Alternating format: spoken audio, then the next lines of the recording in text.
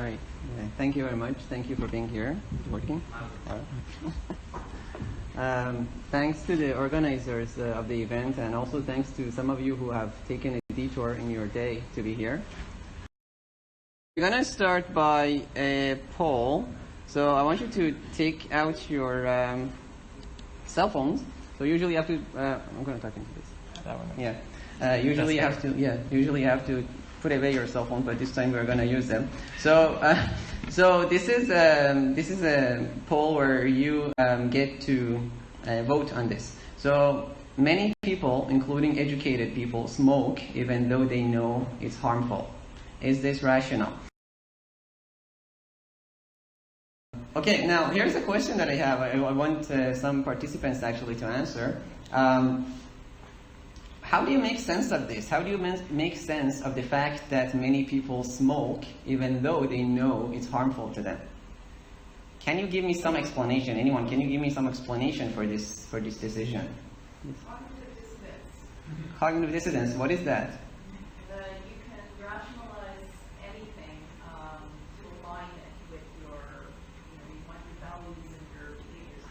Okay, so we have a tendency to rationalize anything to be compatible with the values. Okay, cool. Any other explanations? Yes. It's addictive. So could you explain a bit more on that?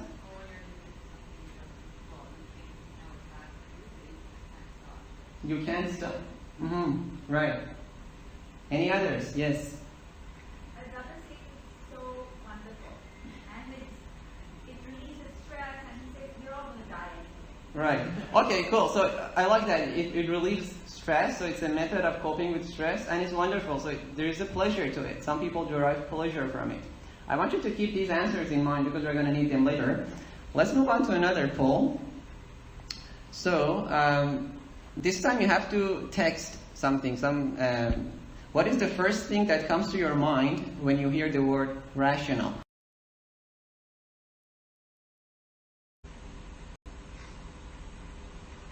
I wonder who wrote Vulcan.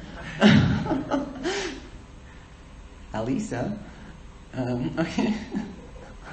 Volcano? Yeah. Is that like a mistake from Vulcan? Possible. Yeah. All right. Cool. So I'm going to deactivate this, so don't bother. All right. Okay. Cool. So let's go on to. So we have some work to do, basically. All right. Yeah. Cool. So when I teach rationality to my students, the first thing I tell them, in a very nutshell, is that rationality is the idea that people are not stupid. That's really the gist of rationality. And what that means is they don't make systematic, persistent errors. They learn quickly from their mistakes. So if somebody makes the same mistake over and over again, they're stupid, right? Now, what that means is, that's kind of cool, it's possible to predict people's behavior. That's funny. There is this economist and psychologist, Dan Ariely, who has a book called Predictably Irrational. By the way, throughout the talk, I'm going to give you a bunch of very excellent books to read. You might want to write them down. By the end of the talk, you're going to have a good reading list. He also has some interesting TED Talks, so you might want to look him up. What is very interesting is that in the book, he talks about seemingly irrational behavior, which still is predictable. So this idea of predictability is quite at the center of rational choice theory. So here's a clip to watch.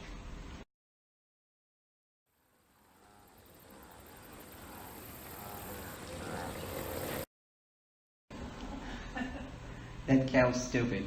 Now, actually, one of the cows actually learned to listen, so that wasn't stupid. So that's the idea. If you keep insisting that it's a log, and you see that it's a crocodile, then that would be not learning from your mistakes. So now you might be like, hang on, there are people who are stupid out there, and there's hands down. I'm not going to dispute it with you. But there are two conditions. There are two important conditions when we talk about rational choice theory, and these are very important conditions. One of them is that we are talking about the society at large, and one of them is in the long run. That's a nice picture of the long run.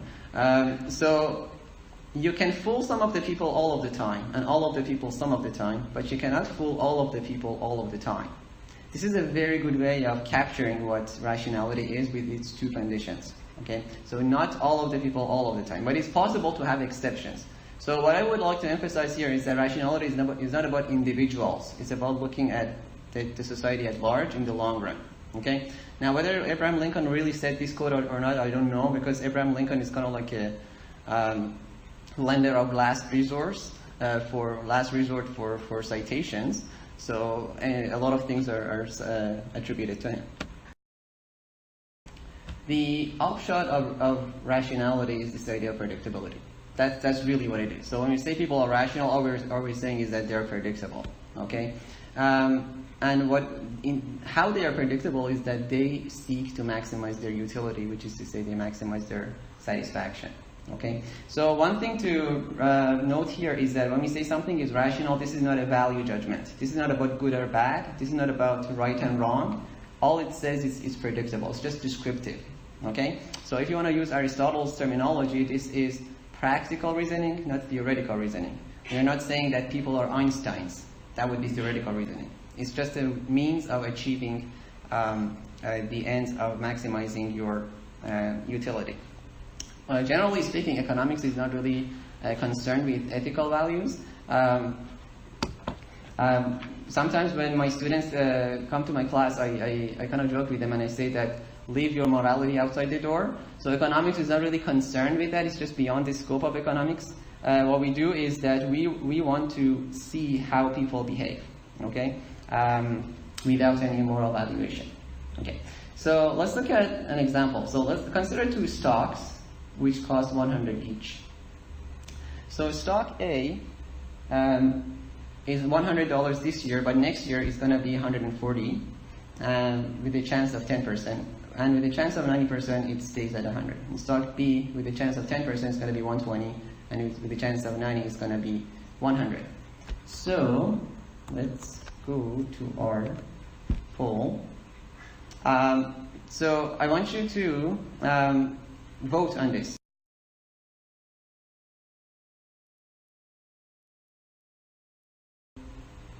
So if you do what we call the expected value of this, you would find that stock A, as most of you voted, has a higher expected value. Let's look at this one with A prime and B prime. So A prime in next year is going to be 120 with 30% chance, and 70% it stays at 100, and B prime is going to be 120 with 10%, but 90% is going to stay at 100. So let's see. Pick your vote.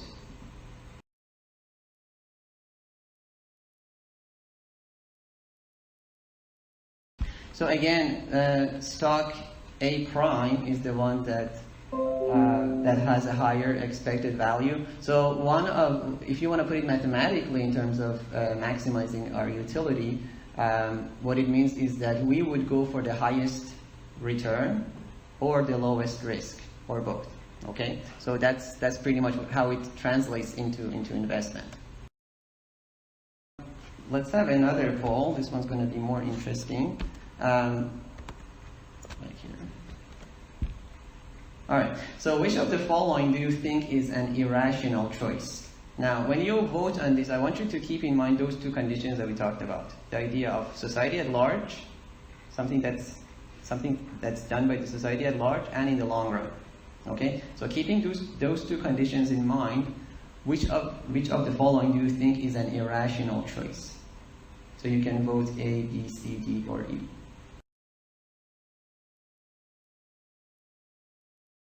Wow, 13% think that having a shawl displayed is money in the country. Okay. All right, so let's have a discussion on this. Think of this first one, volunteering, though you don't get paid. How would you make sense of that? Can you tell me some form of explanation for the fact that people decide to volunteer even though they don't get paid for it? Yes? It's gratifying, okay. It's gratifying to volunteer, yes. Work experience, that's great. Yeah, you can get work experience and you can get a job. Maybe you can put it in your CV. Yeah? Any others? Think of this one. Having a child despite its money and time drain. How would you make sense of that? A lot of people choose this and they know that it's costly. So what kind of explanation can you give for that decision? Yes. Makes you happy, yeah, make your parents happy, they can have grandchildren, sure. What else? A smile from a child is more precious than anything else. A smile from the child, yeah, it's more precious than anything, right? So it's very pleasant to see that. I'm too tired from being up with my kid last night to properly answer that. Alright.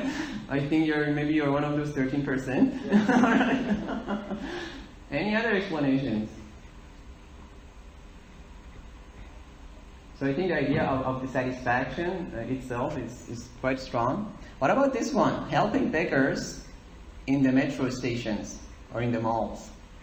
How can you explain that? Why is it that people help beggars? Yes. They feel bad for them? So why would you, can you elaborate on that a little bit? Well, if you see someone who doesn't have as much as you, or you have so much more than them, giving a little bit of money will make you feel good, and it won't harm you either. So. Giving a little bit of money doesn't harm you really that much, but it makes you feel better. You're helping a fellow human being, right? Any other explanations? Yes.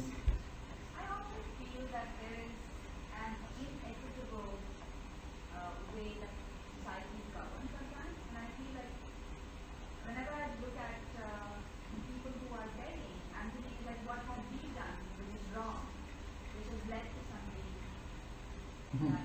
Right. I don't know how to put it in one word. Right. So there's a sense of inequality, kind of like systematic, and we are part of that. So we are maybe responsible toward these people who are disadvantaged, right? Okay, cool. So these are excellent answers. And I want you to notice the kind of reasoning going on. When you want to rationalize something, when you want to make sense of something, what happens is, when we want to rationalize and make sense of something, effectively what we do is that we reduce it to an element of self-interest. This is quite interesting. And I want to encourage you and maybe challenge you to think about that. When we think of any kind of decision and ask why we do that, or why people do that, and then whatever answer comes to your mind, ask another why. So just keep asking why, right? And if you follow this chain of whys, the investigation seems to always continue until we reach something that's related to self-interest. That seems to be the anchor where we end the investigation. It's not like we are not satisfied with any answer unless it's somewhat related to some aspect of self-interest. Even if it's a selfless act, like charity or parenting, still when we want to rationalize it, we make sense of these kinds of behavior by tracing it back to self-interest. So that's an important element of self-interest. We have evolved to be rational. And what that means is to maximize our self-interest, to maximize our utility. We are hardwired to be utilitarian, right? Utilitarian here, this is again not about an ethical school. It's not about saying that utilitarianism is better than other schools. All it says is the idea of making decisions, the way we make sense of things. That's how we make sense of them based on their utility. So that's part of our survival mechanism. So there's a nice book by Richard Dawkins, The Selfish Genes, very famous. He, as a scientist, talks about it, but what he says there really coincides with the theory of rationality. That's really the gist of it. Okay. So what's kind of interesting is that if a long-term pattern of behavior doesn't serve our self-interest, then that pattern will not survive. If a long-term pattern doesn't serve our survival, then obviously, or self-interest, then obviously it's not going to survive. Okay? So basically the question is that is there some pattern, some basis to how we prioritize things? Rational choice theory says that yes, there is a pattern, there is a basis. And the pattern is maximizing our utility or maximizing our self-interest. Okay? So any voluntary human behavior that is not an exceptional occurrence is a rational choice. Okay? Now this might seem like a strong claim. But if you're following, then based on the definition that we had, it's not actually. It's quite evident, right? There is the idea that there is a pattern and it's predictable. That's what it's saying. So rational choice theory really coincides with natural selection, so to speak.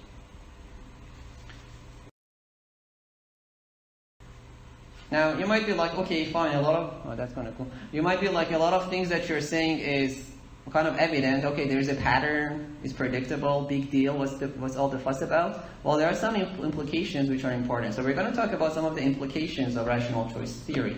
So one of them is that it's the cornerstone of all social sciences. Because if there is no pattern to people's behavior, why bother studying? So this is quite important. Any social science is based on the idea that there is some pattern to people's behavior.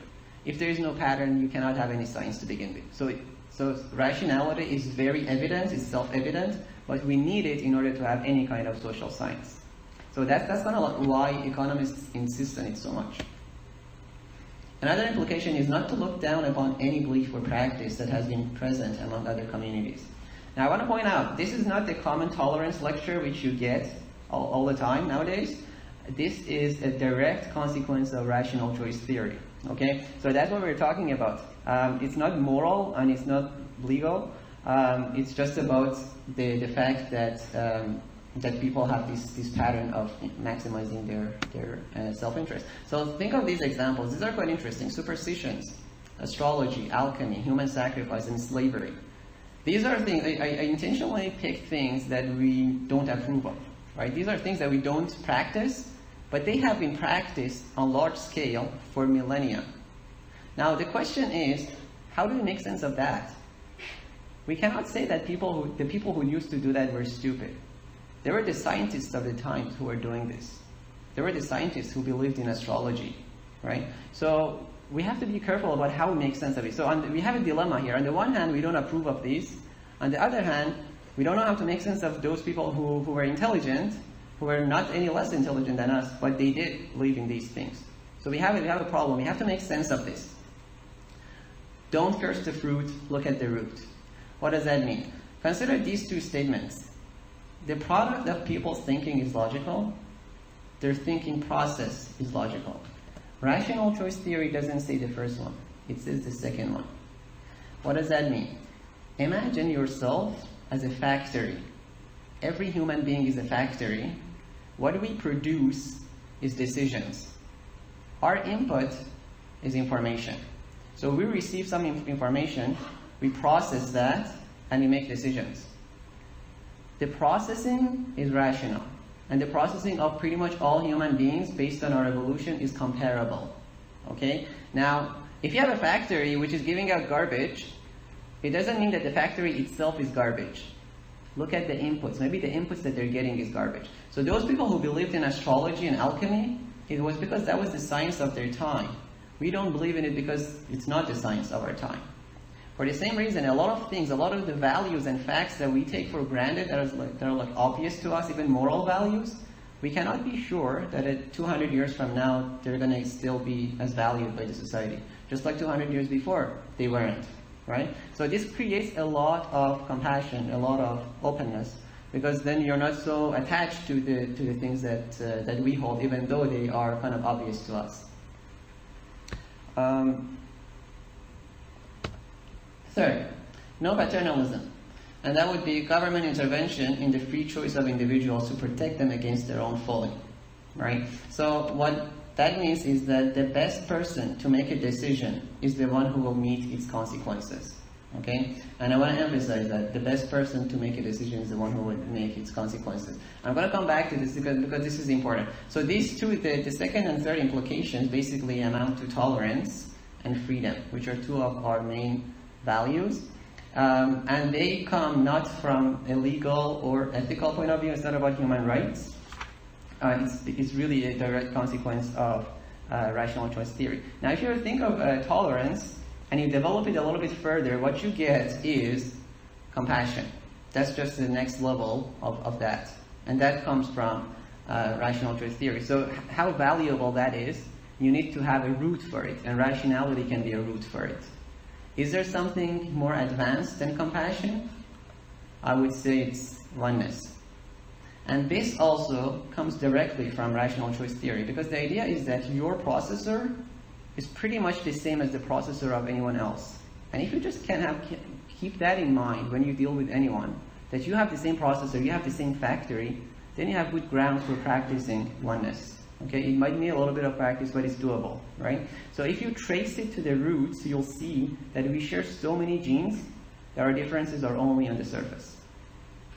Okay, so this is a practical take. When you deal with anyone, even those who might be annoying, or when you're watching the news and there is that politician who is there again, just remind yourself that their processor is very, very comparable to yours. And that can be a very empowering experience. So I want to talk a little bit more about this freedom and paternalism. Totalitarian states are based on the view that human nature is evil and foolish. So totalitarian is the same as dictatorships. The whole point of them is that you have this big brother, this authority who comes in and says, hey, I'm in charge here. I'm better at doing things. What I want to emphasize here is that when you think of dictatorship, try to trace it to the roots of it. What are the principles? What are the foundations of it? One of its foundations is that there is someone who can make better decisions for people than themselves. So the foundation of leftist ideologies is that people's freedom should be limited because they would abuse it. So we can be happier if we are less free. Now the thing is, they never say this out loud. What they do is that they promote some other values, let's say justice or equity, and under the guise of that, they sacrifice freedom. Now the alternative is giving the highest priority to political liberty and individual autonomy. So these are our values, liberty and autonomy. But the thing is, if these are valuable to us, you have to think about what is the foundation of those. How can we anchor them in something solid? So the foundation of freedom is that people at large and over the long run, remember the two conditions, do a fairly reliable job at maximizing their interest. Okay? So the rational choice theory is very optimistic by nature.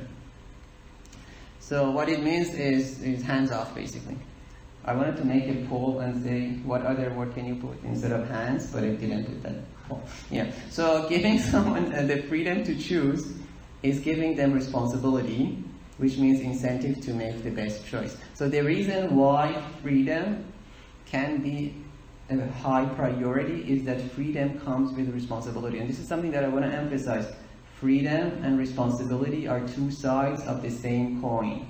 Okay? When you give someone freedom, it means you're also giving them responsibility. That's why it works. That's pretty much the invisible hand of Adam Smith. So here's one lesson for you guys. Consider all of the atrocities that were done in the world, especially in the last century where we had a lot of systematic forms of injustice. What is common in all of them is that at the core of them there is this element of paternalism. This notion that people are stupid. This notion that someone else has the right to come in and limit their freedom. Right? Now, you are growing up in a time and place where socialism is very fashionable. You can be quite popular and people take pride of it. But you have to be very vigilant to notice the underlying principles of it. So it sounds very nice on the surface, but if you trace it to the roots of it, what you see is this idea that people are not rational enough to act and decide for themselves. So you have to be careful about the underlying assumptions of it, and how slippery of a slope that is, because the same kind of principles can lead you to those totalitarian states and to those atrocities that were committed. So that's why you have to be quite vigilant about those principles underlying it.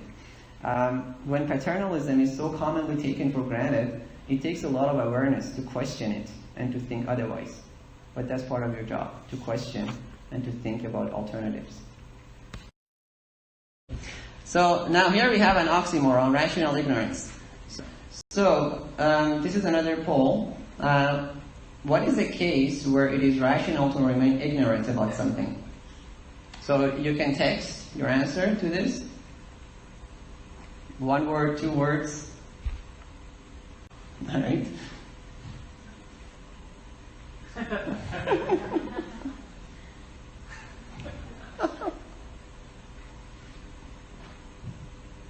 Good thing it's anonymous, right?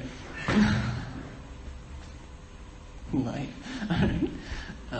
Okay, cool. Okay, cool. All of that is wonderful. What is common in all of those explanations is that basically any case where the cost of educating oneself is greater than the expected benefit of informed decision. So we would like to make informed decisions, but sometimes getting that information can be costly. And if it's too costly, then the rational thing to do is not to waste time seeking to know. So sometimes ignorance can be rational. This is one of those explanations for things that we naturally consider to be irrational, but even those are rational. So there is the cost to processing, transaction, and transportation. This also relates to public choice theory, such as lobbying. So with lobbying, what you have is you have a concentrated interest that people have, some group have, so they have enough interest to mobilize resources to influence policy at the expense of everyone else. So in a way, we know, all of us, we know that we are being ripped off, and it's very substantial overall, but for each individual, it's not large enough to make a difference, so we are not going to bother to become an activist. You can also think about things like rational indifference. Sometimes it's rational to be indifferent to something, because acting up or speaking up can be too costly for us. So all of those things can be included under rationality. So sometimes people rationally choose a suboptimal option in one area because it costs them too much in another area. So for instance, addiction.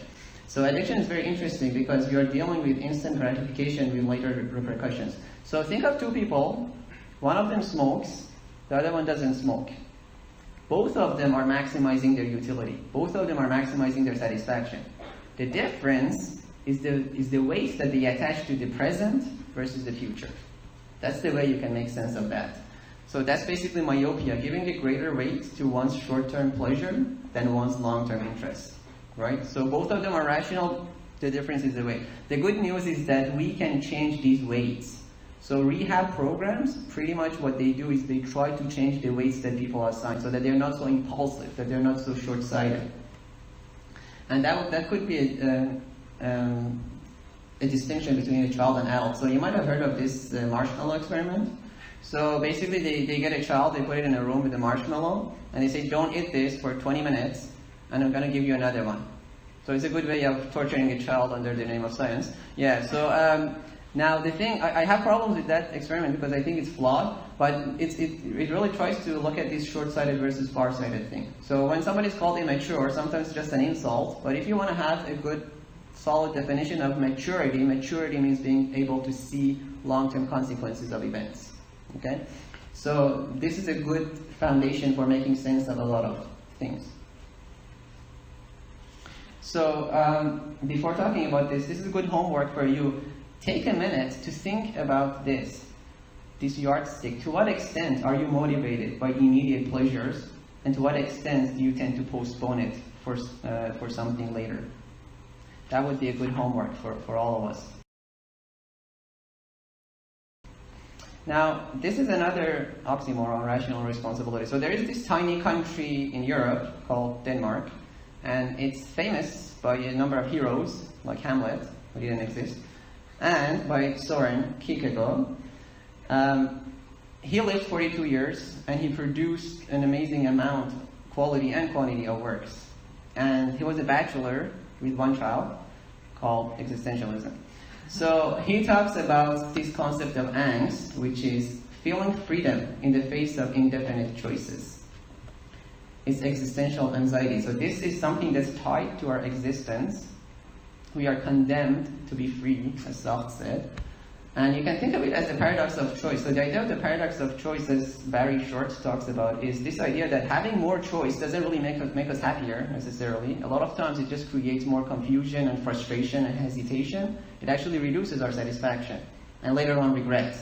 So, unbearable lightness of being. So Milan Kundera has a novel. This is a romantic novel, but it's very interesting. So, and you can read it in the original French if you're interested. So this is a nice read, and it talks about this idea that the being is so unbearable because of its lightness. Now, there is a very moving image for this. Imagine yourself standing on a very high cliff, all alone, looking down into a yawning abyss. On a cliff, looking down into an abyss. How would you feel? That's angst. Okay, so that's an image for angst. Or this guy. So that would be the poor Sisyphus. But the only difference is that load is empty, right? Now, you might be like, okay, is there a solution to this? Is there a solution to this angst? And the answer is no, there is no solution. There is no real solution, but there's a fake solution. And the fake solution is super popular. The fake solution is outsource our responsibility by subscribing to an authority who would decide on our behalf, which is to say, that's escape from freedom. So Eric Fromm is a psychoanalyst who, this is the title of his book, again, another book to read. He talks about that on a collective level, not individual level. By becoming an alcoholic or a workaholic. I just had to put it roomy there. And that would be mauvais foi of Jean-Paul Sartre. That's commonly translated as bad faith, but Walter Kaufman says it's better to translate it as self-deception. So mauvais foi would be that. So that ostrich is stupid. Now they don't actually do this, it's just a proverb. Something that's also interesting is a lot of the things that Jean-Paul Sartre says, you can find it identically in the Stoics 2 millennia before him. So there is a lot of overlap between Stoicism and Existentialism, which is interesting. Now here's the question. How often do you find yourself, do you feel that you're on a cliff looking into an abyss? Almost never, right? So we don't really do that. So why is that? It's exactly because we have this mauvais foi, because we escape from our freedom, because it's painful. So it's still, this trend of escaping from that responsibility is predictable, which makes it rational, and we do it to maximize our utility. So what I would say here is this. We have enough power of reason to turn off the power of our reason. That's really what it is. Okay? So we are intelligent enough to be able to shut down our responsibility because having that burden on our back is so painful. Alright? Hamlet, by the way, was also an existentialist. Flees everyone from their being and choice by some intoxicant in order to rejoice. They disgrace themselves by music and wine because consciousness is a pain in the spine. They realize that this life is a trapping mire. Having to think and choose is a burning fire. They escape from themselves alienated and lost. Through drinking and work, themselves they exhaust.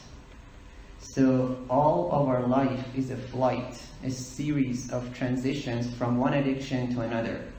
We constantly drive our sense of meaning, satisfaction, and purpose in life from some external activity. So basically, it may not be tobacco or alcohol, but it's something else, but it's always some engagement with some form of outsourcing. And it rarely happens that somebody can transcend that to another plane of operation. Now, there is a very good example of somebody who stood on that cliff and looked into the abyss. And that was Friedrich Nietzsche. But looking into the abyss is such a heavy, such an intense experience that he literally went insane for the last 11 years of his life. So his concept of Übermensch can be viewed as someone who stands on their own feet and takes responsibility. So he has one of the most famous quotes by Nietzsche is in his book, The Gay Science, or Joyous Science, where there is this madman who walks into the marketplace looking for God. And then he concludes that God is dead. Now, God here is a symbol of authority, a symbol of one of those, sources that you can outsource your responsibility to. So he says, is there still any up or down? Are we not straying as through an infinite nothing? Do we not feel the breath of empty space? Those are powerful words. And that's angst. That's really a representation of angst. Now, what is very meaningful to me as an economist is that the person who says this is a madman. The rational people don't kill God. Rational people keep God. They create God because they need God, and again, God is that authority to bear their responsibility. Okay, so that's kind of meaningful. And this is where you can see that institutional religions and the concept of God is itself a very rational construct. It has survival value.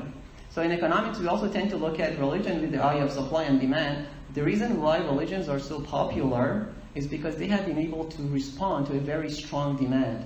And that's the demand for outsourcing our responsibility. All right, and this is kind of this is true also for paternalistic systems. Why these paternalistic systems flourish is because we have the demand for them. We have the demand to have some authority to resort to, right? And we need some concepts like the divine and the sacred to be that strong so that they can take off that heavy burden from us. So here the problem with religion is not that it's superstitious and unscientific, because that superstition has survival value. The problem is that religion becomes a vehicle of escape. That's the problem. And the ironic thing is that the founders of all these religions originally brought a message of liberation. So, but our rationality is just so strong that it takes that in and overrides it and makes it a vehicle of escape, which is serving its own agenda, which is maximizing self-interest and survival. So this is, you can see why Sartre called it bad faith, because good faith is an expression of freedom, but bad faith is a suppression of freedom. One who thinks great thoughts often make great errors. Now again, a rational person would like to avoid great errors, and in order to avoid great errors, they would avoid great thoughts also. So that's why you get this, Heidegger talks about this conformity versus authenticity, and authenticity is the rare thing that you don't get that much, the Dasein. Okay? Now, we have some experts of Nietzsche and Heidegger in the crowd now, so I kind of feel very uncomfortable talking in front of experts about this. It kind of feels like standing on a cliff and looking into a yawning abyss. So I'm going to rationally move on. Don't you hate nerdish jokes?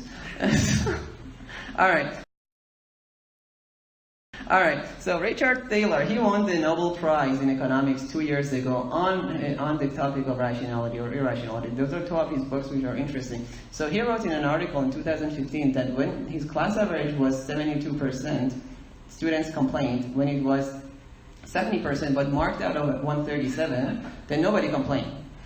So he goes on to say, economists discount any factor that would not influence the thinking of a rational person. These things are supposedly irrelevant. Economists create this problem where they're insistent on studying mythical creatures, often known as Homo economicus. I prefer to call them econs, highly intelligent beings that are capable of making the most complex of calculations, but are totally lacking in emotions. I love that.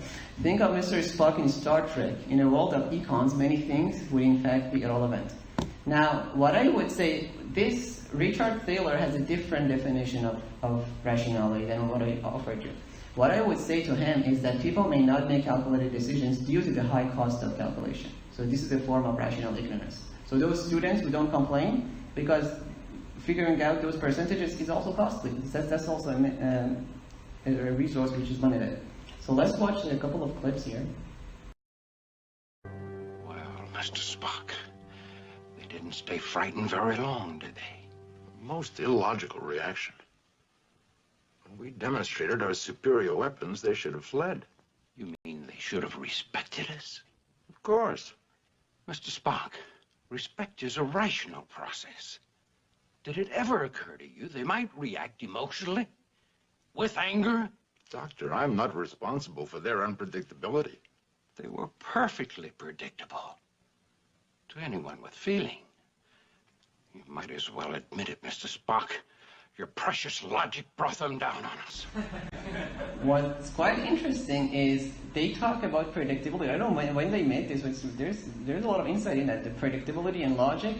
And also it's interesting that emotions can also be rational to the extent that they're predictable. So rationality can also overshadow emotions and feelings. Gentlemen, by coming after me, you may well have destroyed what slim chance you had for your survival. The logical thing for you to have done was to have left me behind. Mr. Spock, remind me to tell you that I'm sick and tired of your logic. That is a most illogical attitude. So these are what are sometimes called hyper-rational people, like Mr. Spock. Another example of that is Sheldon Cooper. So let's watch that. Hey, Sheldon. Hello. Doing laundry?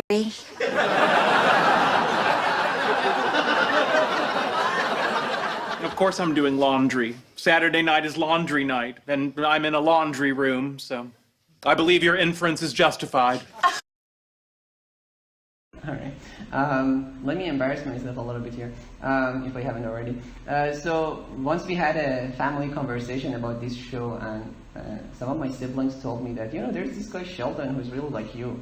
And I was like, is he that annoying? And they were like, well, almost. So let's watch this.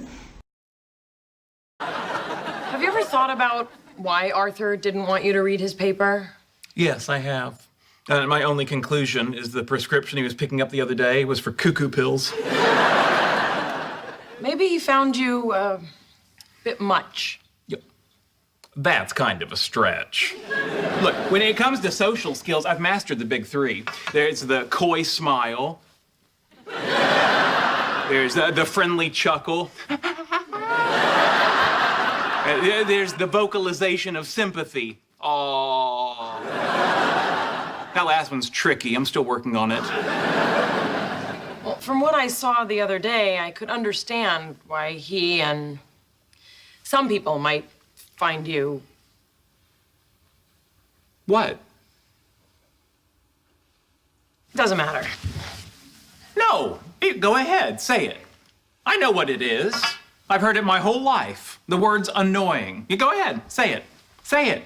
Say, I'm annoying. Sheldon. No, it won't hurt my feelings. Go ahead, Amy, say, I'm annoying. I'm annoying. I'm annoying. I'm annoying. Yeah, now where are you going? Look, you know you want to say it. Say it. Say, I'm annoying. Go ahead, say it. Say it. Say it. Amy, say it. Well, she can't stand it when I'm right. What a mess. All right, so that's cool. All right, so the ancient Greek philosopher Herodotus, he said, the majority of people have no understanding of the things with which they daily meet, nor do they recognize what they experience, but believe their own opinions. Now, I think there are two ways of looking at this. One of them is that it pretty much means that people are stupid. That's how I understand it. Another possible way is that maybe he's talking about rational ignorance. So maybe he's not talking about the process, but the product, based on the input. Bertrand Russell, logician, let's see what he says. It's customary to suppose that if a belief is widespread, there must be something reasonable about it. So he's talking about the herd behavior. I do not think this view can be held by anyone who has studied history. Practically all the beliefs of savages are absurd. If we are Protestants, we know that there are absurd beliefs among Catholics. If we're Catholics, we know that there are absurd beliefs among Protestants. I do not know, dear reader, what your beliefs may be, but whatever they may be, you must concede that 9/10 of the beliefs of 9/10 of mankind are totally irrational.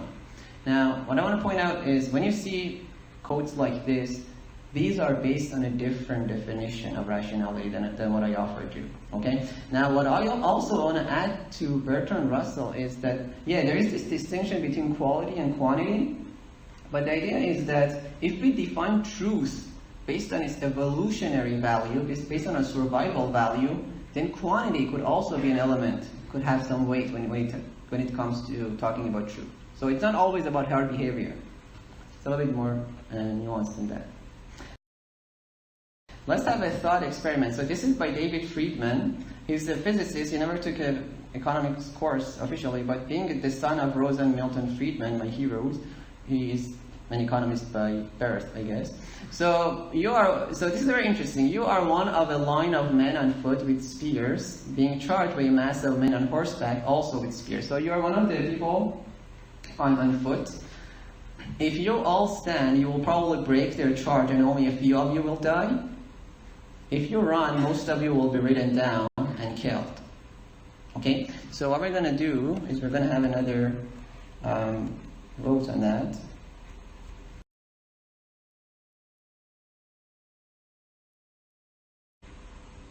Let's move on to the second question.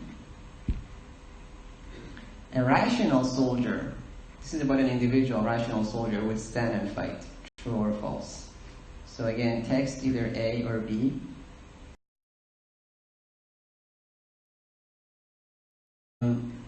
Actually, a rational soldier is assuming that there is no element, there is no basically kind of consequence for fleeing. If you're talking about only the individual speaking, the individual incentive is actually to flee, right? This is the classical game theory question where the Nash equilibrium, which is stable, is not the optimal choice.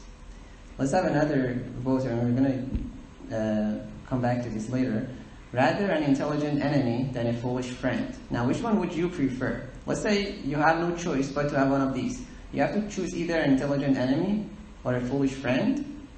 And if you can't decide, you go with C. So you're going to get one of them for sure. So answer one of them.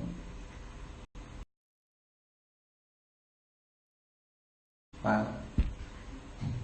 I wasn't expecting that.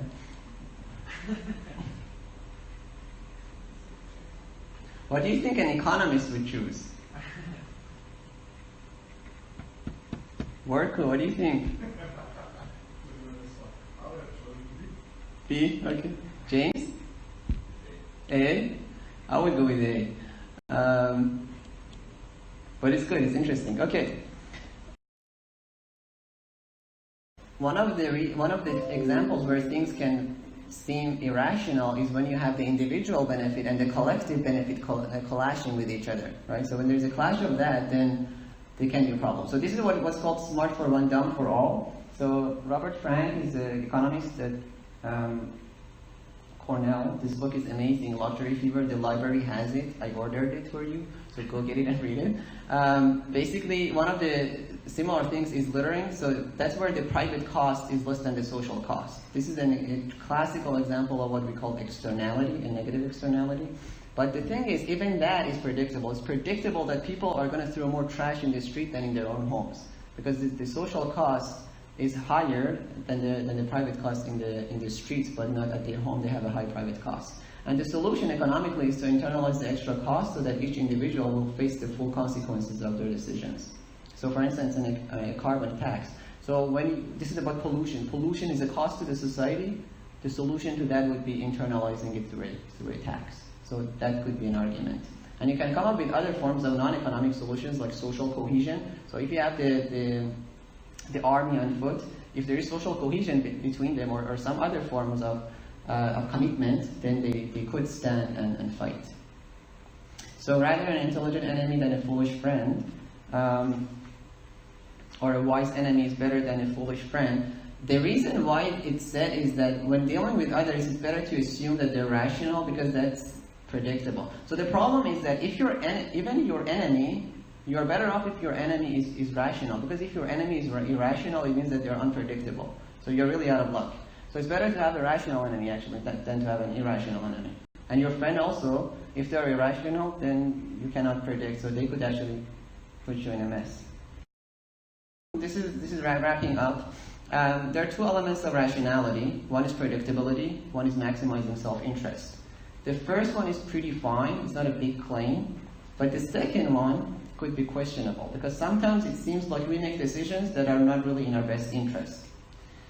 The impediments to that can be summarized in two things. One of them is ignorance, that's the input of the factory, and one of them is our impulsiveness, our short-sightedness, the weights that we attach to things. The good news is that both of them have a solution.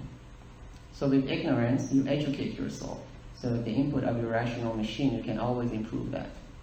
And if you think of impulsiveness, you can also reduce that to the element of ignorance. If we really are cognizant of the negative consequences of an event, we won't commit it. That's why we don't drink poison, for instance, because it's so clear to us that this is not good for us, right? So with other things, so education can also be a solution to the second problem as well. At the individual level, and I insist that not collective level, at the individual level, you could also lock your choices when you see that you consistently act immaturely. So all of us have some habits which are not very constructive. What we could do is we can lock our choices. And the TED Talk that I told you by Dan Ariely, he actually talks about this. Quite interesting. Basically, you can come up with a system of reward and punishment for yourself to make yourself commit to a certain form of behavior. I want to share with you a very interesting quote. There is a prayer that's narrated by both Jesus and Muhammad at a time that they were the weakest and defeated. They prayed, "My Lord, forgive them, for they know not." Now this sounds like a very humanitarian statement of universal compassion, But again, let's dig deeper. Look at the underlying principle that sustains it. That what is very meaningful to me is that he says, they know not. The reasoning for that is that they know not. What that means is that they're ignorant, not stupid. And this is where rational choice theory can be so empowering. Because what it says is that if the other side is stupid, you're out of luck. You cannot improve on that. There's no hope. But if they're ignorant, yet rational, then you can improve. You can educate them. You can train them. And that was pretty much the whole mandate. So I'm going to end with a little political irrationality, a little political comment. There are some countries with a fair share of freedom and democracy where the people have used their freedom to vote for inappropriate individuals or governments. And when the head of the state is an unsuitable person, then that's a great cost to the entire nation and to other nations and to the future generations. But when you see this, when you see that countries that have a fair level of freedom, people still abuse it, there are two things that I want to remind you of. One of them is, remember that they have the same processors that you do. That politician is not someone out there who is misbehaving. You are carrying the same genes. You are carrying the same seeds. So let's not project it out on them. We have the power to become like them, and we have the power not to become like them. And in as much as we have power, we have responsibility. Second one, let's face it, it's not funny to have these kinds of politicians around. Now, is there a solution to that? The solution to that is actually you. By educating yourselves, you can make more informed decisions. Then you won't end up voting for unsuitable individuals. And by training yourselves to have a more sensitive distinction between the trade-off between the short-run and long-term benefits, you can use your freedom in a way that doesn't cause you regret later on. And maybe through your level of realization, you can raise your families and loved ones to also higher levels.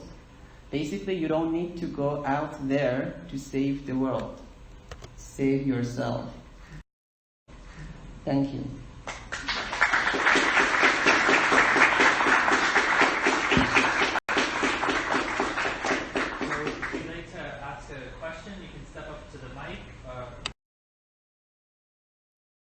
So actually I have two questions. They might be interrelated for you. First of which is that you were kind of hard on paternalism before, I think justifiably so. But isn't there a certain irony in the fact that you're setting yourself up as an authority to tell us about all of this, and we kind of have to take your word for it? And the second one is you talked about politicians at the end. And I think it is important to maybe, as Dipti was saying, start with at least some respect for the other side, not to categorize people who have a different political opinion and to lump them into some, what was the word Hillary Clinton used? Deplorables, right? Terrible, terrible choice of hers to sort of characterize people who are thinking of voting for Trump that way. But you seem to propose that the solution to avoiding those sorts of politicians is education and thinking about this concept. But I think maybe the root of this is that people who do vote for those types of politicians, they are trying to maximize their self-interest, but their definition of self is much more circumscribed than others. So, for example, their definition of self includes, for example, their working class or ethnic group, and that's all the people that they think are part of us. And all the people who are outside of that are them. So this politician is going to maximize our self-interest. And so that may lead to undesirable consequences for society as a whole, but at least in the moment, that does make a certain level of sense that that politician is meaning to preserve their self-interest. So maybe the solution is not so much rational education, but compassion in terms of expanding your conception of who you include in self. And maybe those things are interrelated, like you were saying, that the path to compassion might run through rationality. Thank you for that. Voltaire has a quote which says, "I disapprove of what you say, but will defend to the death your right to say it." So with regard to your first question, one of the more general things that I presented to you was a systematic approach to a certain topic, which was based on clarifying your definitions and going to the implications of that. So what I would say, the question that am I presenting myself as an authority, I would like to know the definition of that. So one of the things that I talked about was the idea of decisions made by those who make their consequences. So what I would say would be paternalism is decisions made by people who don't meet their consequences. And I don't think I'm that kind of authority here. So yes, we are sharing ideas. I might be in a position of a teacher here, but it's not a form of authority in the sense of taking charge of people's lives and decisions instead of that. So I wouldn't agree with that, but I would defend to death your right to say it. So about the people who have a different definition of the self, I would recommend to them to watch my lecture today. And because exactly as you said, it's kind of like the know thyself thing, right? So know thyself, and as you know thyself, your definition of self is going to grow, and that's going to lead to compassion. So I totally agree with you that compassion is definitely a major, the lack of compassion could be a major impediment that could result in those kinds of political behavior. And again, I would agree with you that education could be a way of that, but again, education in a more broader sense of it. Yes, Chris. Presentation. Mentioned a carbon tax as a way of potentially re-internalizing some costs to the system. Would you suggest that that's paternalistic? So in economics, we have this exception, right? Yeah. So basically, yes and no. Remember, what I emphasized was that decisions should be made by those who bear its consequences. Polluting is exactly a situation where we are not bearing the consequences of our decision. And that's called an externality. We are causing some external cause to a third party. So those third party situations are places where there is agreement that there is need for some form of government intervention. It could be.